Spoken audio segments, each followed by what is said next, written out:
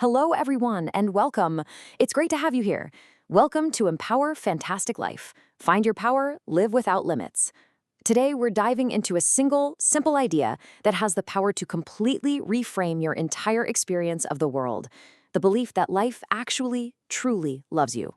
So let's start right here with this incredible quote from Louise Hay. Just let that sink in for a moment. Life happens for you. Now, this isn't just some nice feel-good phrase. It's like a completely different operating system for your mind, and it's the core idea we're going to unpack today. Most of us at some point or another feel like life is this thing that just happens to us, right? You get a flat tire on the way to a big meeting, a project gets delayed. It can really feel like you're just caught in a storm, constantly reacting to one thing after another. That's what we call the victim mindset, where we're always on the defensive. And you can see these two different realities laid out right here. On one side, you've got that struggle, the blame game, that feeling of being completely powerless.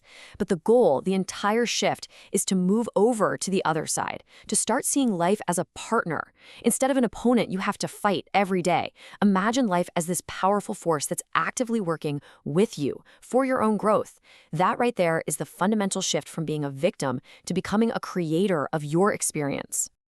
Okay, so that all sounds pretty great in theory, doesn't it?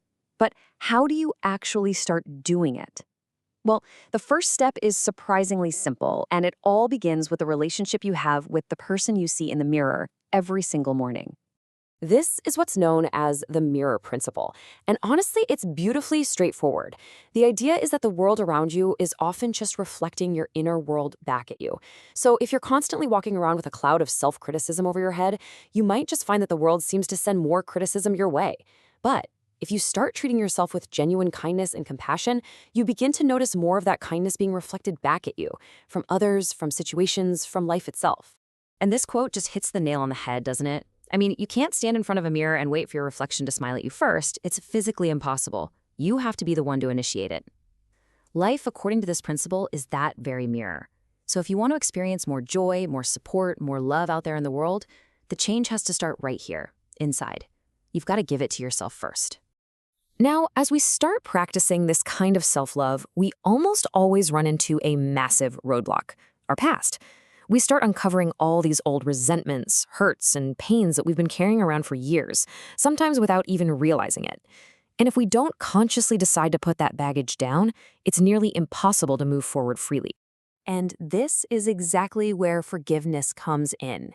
Now, it is so crucial to understand this. Forgiveness is not about saying what happened was okay or letting someone else off the hook. Forgiveness is a profoundly selfish act. And I mean that in the best possible way. It is the decision to set yourself free from the heavy weight of old anger so you can finally reclaim your own inner peace. This driving analogy is just perfect. Seriously, imagine trying to drive to some beautiful new place, but you're only staring in the rearview mirror, completely fixated on the road you've already traveled. You would never get to your destination, and you'd probably end up crashing. Well, holding on to resentment is exactly the same thing. Forgiveness is that simple, powerful act of turning your gaze back to the road ahead, to where you actually want to go. So once we've turned our eyes back to the road ahead, the question becomes, how do we navigate it? And this leads us to our third core practice: consciously choosing how we approach the future, one single decision at a time. When you really boil it down, at any given moment, we're making our decisions from one of two places: love or fear. That's it. So this practice is all about learning to pause and ask yourself, wait a minute, what's really driving this choice? And then consciously choosing the path of love, of trust, of expansion. By making better choices today, we actually start to heal our future before it even gets here. Fear just makes our world feel smaller, tighter. It's that nagging little voice in our head that's always asking, but what if I fail? For example, staying in a job you really dislike because you're afraid of the unknown. That's a classic fear-based decision. Love, on the other hand, always feels expansive. It opens things up.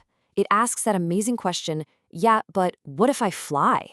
It's about choosing that new career opportunity because you're genuinely excited by the potential, not just because you're running away from something you dislike. So here it is, the path laid out nice and simple. It all starts with you, practicing self-love, being the first one to smile. Next, you clear the way by forgiving the past and letting that weight go. And finally, you navigate that beautiful, open road ahead by choosing love over fear in your daily decisions. Look, this entire philosophy is incredibly powerful, but its true magic is only unlocked when you actually put it into practice. So let's talk about how to take these ideas off the screen and make them real in your own life. So I'll leave you with this one question to really think about. What is one small way you can choose to see life happening for you, not to you, sometime this week? And it doesn't have to be some huge life-altering thing. Maybe that frustrating traffic jam isn't happening to you to make you late, but for you, to give you an extra 10 minutes to listen to a song you absolutely love. Maybe a difficult conversation that you have to have is happening for you to finally clear the air and create a healthier relationship. What's one small shift you can try? You've been listening to Empower Fantastic Life, Jaeger Empowerment Academy. See you next time. Bye-bye.